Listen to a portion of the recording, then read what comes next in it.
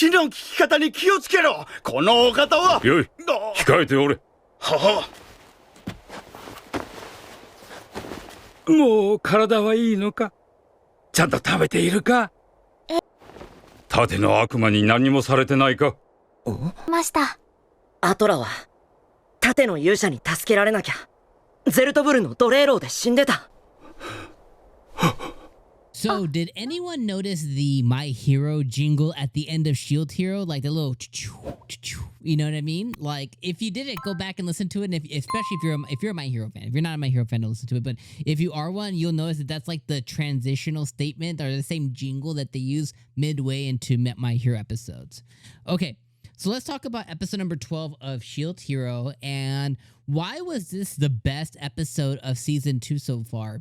Like, this makes me so hungry for the continuation of what comes next. Not only did we find out that Raphtalia is like a potential empress of this, you know, Japanese beast person land, because of course she is, but we found out that basically we all knew Naofumi was suppressing his feelings, right? He's like, oh, Raphtalia is just like a daughter to me. It's like, bro, you get a hard-on for her. You're 21, 22 years old. Like, I get it. When you found her, she was smaller. She's transformed. You spent like the better half of a year or so now with her. Like, you've grown attached. Like, she's your woman. Like, just own up to it at this point. And that's basically why he's, you know, part one is the part that makes sense, which is he's saying, oh, well, we can't have assassins behind our back, whatever. But if they weren't specifically after Raphtalia, we probably would feel differently. You know what I mean?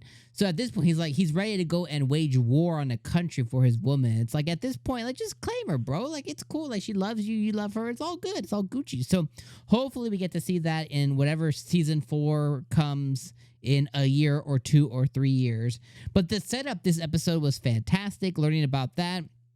I'm still waiting on the king of Melremark, King of Melremark's redemption story. You know what I mean? Like, I think we're itching ever closer to it as he's looking at Naofumi as not the demon.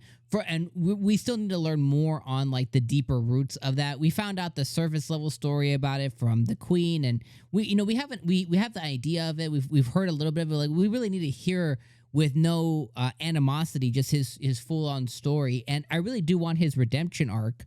And we need to find out, you know, we need for him to surface his relations with Atla and other Beast Kid's name or whatever, and what are they descendants of, and we want to learn more about that. So I'm waiting for his redemption arc too, and I think it's coming as he realizes that Naofumi's not the devil. And whatever animosity he had before, whatever hatred he had before, whatever prior Shield Hero, that's not now for me.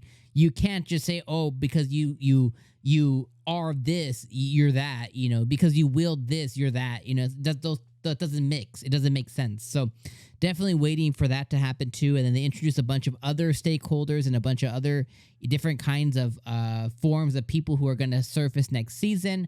The emperor of the kingdom that Raphtalia is a part of, like, who is she? Is that her auntie? Is that her sister? Is that her grandmother? Is that her, you know, like, what's the exact ties there to? We found out that her father was part in the line, so he must have been the queen's son, and then so it's like so much goodness here that we have, and that's why I think this was the best episode of the season.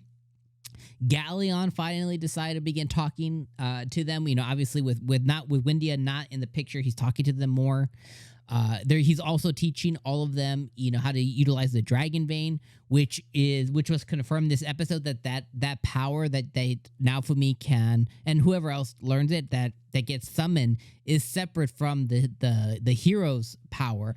So that's just an additional tool in his belt that could be used in the future as far as like a really cool power. So not only did he learn the language and not really need to rely on the shield, he also is learning magic, which he doesn't have to rely on the shield as well too. So he's doing all the right things in my mind too. So really cool to see, you know, this assassin stuff. I eat all of that kind of stuff up. So definitely like Chef's Kiss, top-notch episode. Great way to end a season. And the unfortunate part is we don't know when that season 4 will come. So that's the unfortunate part. If this was an episode that ended and then we knew that, oh, Core 2 is going to start in 2 weeks or, you know, in 3 months, like definite, then I'd be like, oh, this is so much cooler because we're about to get the continuation of. Unfortunately, it's the ending of the season. We don't know when that continuation is actually going to end up happening, which is the kind of, you know, the crappy part there. But regardless, let me know what you guys thought about this episode down in the comments below. Learning more about Raphtalia's past and her lineage and what Shamu was doing with her and all that stuff, I think was really, really cool. So let me know your final thoughts this season in the comments down below. I appreciate you guys being here all season long with me. Definitely appreciate you guys being on this journey. It's been a bumpy ride. The season's kind of sucked a little bit, especially in comparison to others, but it's the first season especially was like 9 out of 10 for me. So anyways, let me know your guys' thoughts in the comments. I'll see you guys in the winter season for, I don't know what anime I'm going to watch. I don't know what anime I'm going to watch in the wintertime just yet. I plan to kind of discover that and look into the stuff over winter or Christmas break, you know, so I'll probably have a better plan the next week or two. All right. Peace out, my friends. Merry Christmas.